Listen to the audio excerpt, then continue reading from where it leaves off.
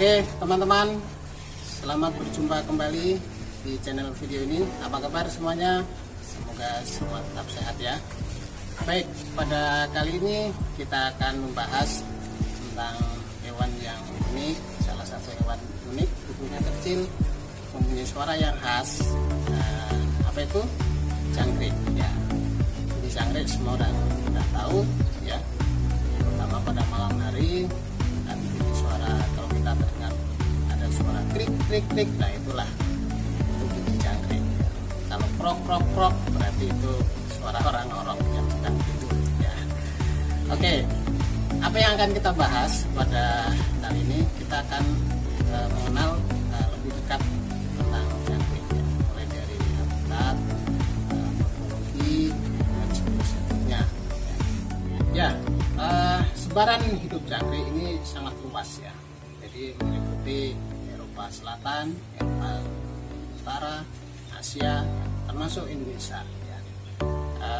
Tapi pada umumnya akan banyak kita temui di wilayah Asia. Nah, di Indonesia sendiri sebaran jangkrik itu bisa kita temui hampir di semua wilayah. Jadi hampir semua di wilayah Indonesia kita bisa temui jangkrik.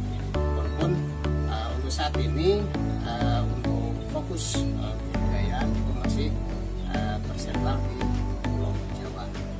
Tadi saya sudah sebutkan bahwa di dunia ini lebih dari 1000 spesies jangkrik. Nah, khusus di Indonesia ada lebih dari 125 spesies jangkrik yang hidup di Indonesia. Namun sampai saat ini spesies yang sudah biasa dibudidayakan atau sudah dibudidayakan di masyarakat itu masih 3 ya. Pertama, jangkrik kalung atau Trilus pinnaculatus. Kemudian yang kedua, jangkrik alam atau Trilus nigratus. Dan yang ketiga, jangkrik cendawan atau Trilus testasius. Umum perbedaan dari 3 spesies tadi ya, yang sudah saya sebutkan. Pertama, jangkrik kalung atau Trilus pinnaculatus itu memiliki ciri warnanya sangat hitam ya, berwarna hitam. Kemudian ada warna kuning ya, yang melingkar di antara kepala dan torak ya, seperti kalung. Makanya itulah biasa orang menyebutnya dengan jangkrik kalung ya, warnanya kuning. Kemudian jangkrik alam ya, atau biasa juga disebut dengan jangkrik birik, itu mempunyai warna yang agak lebih terang daripada Trilus pinnaculatus tadi atau jangkrik kalung, dan ukurannya juga lebih kecil sedikit daripada jangkrik pinnaculatus. Nah, sedangkan Trilus testasius atau jangkrik cendawan mempunyai ukuran yang paling besar di antara 3 jangkrik ini ya. Dan kemudian warnanya juga lebih terang daripada kedua jenis jangkrik yang tadi saya sebutkan. Pada umumnya habitat jangkrik yang ada di Indonesia ya, hidup di lingkungan dengan intensitas cahaya yang rendah, kemudian lingkungan dengan suhu 20 sampai 32 derajat Celcius dan kelembapan sekitar 65 sampai 80%. Jangkrik termasuk jenis hewan nocturnal atau beraktivitas di malam hari, dan kemudian juga menyukai tempat persembunyian dan juga hidup berfoni atau bergerombol. Jangkrik termasuk hewan metamorfosis tidak sempurna ya. Siklus hidupnya dimulai dari telur, nimfa, jangkrik muda atau celundu, kemudian jangkrik dewasa. Baik, berikut kami tunjukkan ya siklus hidup jangkrik dimulai dari telur, kemudian nimfa, jangkrik muda, dan jangkrik dewasa ya. Nah, telur bisa kita lihat ya, warnanya putih kekuningan, berbentuk panjang atau lonjong ya, bulat lonjong ya. Jadi dari mulai telurkan ya, umur periode telur ini adalah sampai menetas sekitar 8 sampai 10 hari ya. Setelah 8-10 hari, kemudian baru menetas. Nah, setelah menetas kemudian akan berubah fase menjadi nimfa seperti ini ya. Ya, nimfa bentuknya sangat kecil ya, seperti semut. Nah, umur nimfa ini antara 1 sampai 14 hari ya, umur 14 hari. Setelah 14 hari kemudian akan berganti fase menjadi jangkrik muda atau celodo ya. Nah, sampai kemudian berumur 30 sampai 35 hari ya. Setelah 35 hari ya, kemudian jangkrik akan menjadi jangkrik dewasa, berubah menjadi jangkrik dewasa, ditandai dengan sudah lengkap ya bagian tubuhnya, termasuk terutama sayap ya. Sayapnya sudah tumbuh dengan sempurna, baik jantan maupun betina. Ya, setelah dewasa jangkrik akan bereproduksi ya. Diawali dengan proses perkawinan antara jantan dan betina ya. Jangkrik kemudian akan bertelur ya sekitar 2 sampai 3 minggu ya sejak mulai perkawinan. Nah, jumlah telur yang dihasilkan rata-rata ya dari berbagai literatur dan penelitian untuk jangkrik alam ya seperti yang digambar ini itu sekitar 1000 sampai 1300 butir per ekor ya. Nah, selanjutnya jangkrik kemudian baik jantan maupun betina akan mati. Jadi jangkrik itu hidupnya rata-rata hanya berumur 70 sampai 80 hari. Baik, selanjutnya kita akan mempelajari morfologi jangkrik. Baik, kita mulai dari bagaimana membedakan jangkrik jantan dan betina ya, dilihat dari fisiknya. Pada jangkrik dewasa itu sangat mudah. Pertama kita lihat dari perbedaan sayap ya. Yang di tangan kanan ini adalah jangkrik jantan, yang kemudian yang di kiri ini jangkrik betina. Nah, kita lihat sayapnya pada jangkrik jantan itu bergelombang ya, bisa dilihat bergelombang.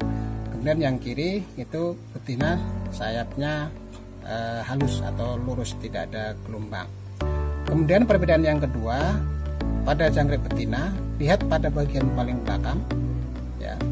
Pada jangkrik betina itu ada ovopositor. Ini yang disebut ovopositor. Fungsinya adalah untuk meletakkan telur ya. Jadi ketika betina saatnya bertelur, ini nanti akan ditancapkan kepada media, kemudian telurnya itu akan dikeluarkan melalui ovopositor. Sedangkan pada jangkrik jantan itu tidak ada ovopositornya. Ya, itu ciri paling mudah ya untuk membedakan antara jangkrik jantan dan betina. Oke, kita masuk kepada bagian tubuh jangkrik ya. Tubuh jangkrik itu dibagi menjadi 3 bagian. Pertama ada kepala, kemudian ada torak, dan yang terakhir abdomen. Bagian kepala itu ada mulut, kemudian ada alat penglihatan ya, ada sepasang antena ya. Di sana ada 2 mata majemuk yang berfungsi untuk mengetahui gerakan, kemudian ada 3 mata sederhana yang lebih berfungsi untuk mengetahui ada tidaknya cahaya. Nah, sedangkan antena ya berfungsi untuk mendeteksi bau ya hingga sejauh 1,5 meter. Pada bagian yang dekat mulut ya, di situ ada indera kecil ya yang disebut dengan palpi ya. Bisa terlihat palpi ya. Nah, ini adalah berfungsi untuk ya mencari makanan atau mengetahui ada kemungkinan makanan atau tidak yang itu bisa dimakan atau tidak ya, sebagai sensor ya bahwa ada makanan atau tidak dan makanan itu bisa dimakan atau tidak. Pada bagian torak itu ada dua pasang kaki yang itu berfungsi untuk berjalan. pada bagian torak, bagian atas ya di belakang kepala itu ada namanya proponotum. Itu berfungsi untuk melindungi dada ya, bagian depan ya dari benturan ya. Ini sifatnya keras, sebutannya pelana ya, bentuknya mirip seperti pelana kuda. Jangkrik itu juga memiliki alat pendengaran ya, namun alat pendengarannya itu tidak berbentuk seperti telinga pada umumnya ya, seperti hewan-hewan yang lain, tapi posisinya itu ada di kaki depan ya, di bagian tengah ya, posisinya di sebelah sini ya. Ini alat pendengaran jangkrik, dia disebut dengan timpano ya. Jadi biasanya di sini ada berwarna agak keputihan, berbentuk elips. Nah, itulah alat pendengaran jangkrik ya.